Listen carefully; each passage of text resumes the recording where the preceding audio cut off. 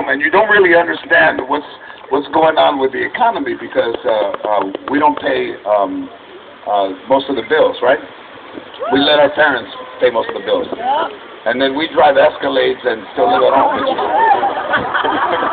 which is another part of the American dream. To get an Escalade and to have your mom paying your bills and ironing your clothes is really, there's a lot of American dreams. That would be mine right there. That would be, and to always come home to have frijoles on the stove would be fantastic. But in healthcare, in kids, like when I grew up, my grandparents and my grandmother was very negative, and a lot of our homes, our parents are, to say the least, not very supportive. Right? Can we say that? Yeah. Like they think that their thoughts should be your thoughts. Right? Yeah. You fall in love. If they don't like them, then you shouldn't like them. And they're like, well, why don't you like him? I don't like the way he looks at me. So it's never anything really based on anything. And what's important for our kids is that you encourage them.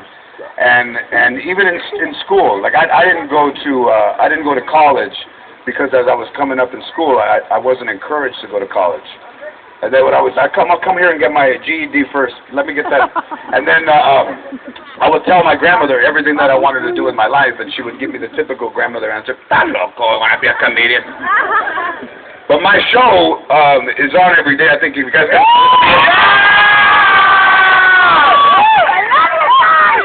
It's on every day. It's on every day, and it is the first show in the history of television with an all-Latino cast to ever be syndicated. And you can only do that in America. Let me tell you that. America is the greatest country. You can only do that.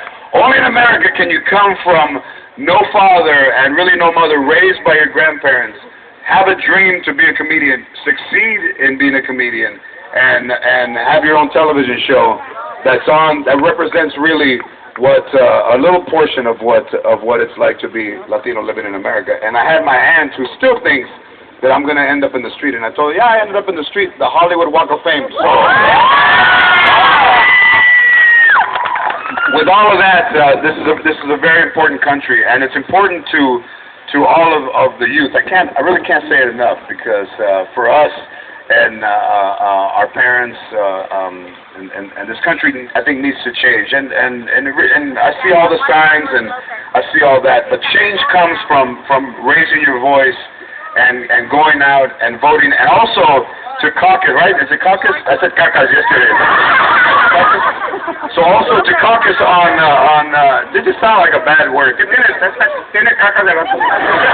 told him to go before we left to the park, but he didn't believe me. So to vote early if you haven't voted, but also to caucus at your polling place on March 4th on Tuesday night, right? And I can also tell you right now, looking out, how great it is to see so many young, beautiful faces. There's a hito over there, but mostly young, beautiful faces. I just want to tell you, you guys should give yourselves a round of applause for coming out. And the owner of this truck told me that whoever's birthday is closest to today will be able to win this truck. That's right. So. Yeah, I've talked to Senator Obama. I was in Austin with him last week, and está flaquito, pero he's intelligent, ¿no? Usually los flaquitos están muy inteligentes. Estos gorditos, they take time to think. But I was with him in Austin, and I went to the rally in Austin, and it's great to see somebody motivate young people to get out and be politically active. It's important that they take it in our own hands, and Senator Obama, I think, has to be commended for doing that. I mean, he's raised the level of awareness of politics in this country to a point where you can get people who you would never really think that would be politically motivated to get out and vote. It got my uncle to get out of his chair. He never gets out of the chair. My uncle's going to go out and vote, and also with the Republican Party and where we are as Latinos in the United States, the largest growing population, 43, the Census Department, 43 million in the United States right now, 43 million. I don't know how they counted us, because when you knock on our door, we hide. So, and then when you when you honk, we all run out. But I also say that I don't think Latinos have really gotten the credit environmentally for all of the things that we've brought to America. Al Gore won an Academy Award, but I think it was the Latino when you talk about the ride-along program and carpooling. I think it was the Latino who first put 22 people in a car. We don't get credit for that. Try going to church Sunday morning with 22 people smelling like patas in the Monte Carlo. And it was us, Solar Power, were the first ones to put foil on the windows.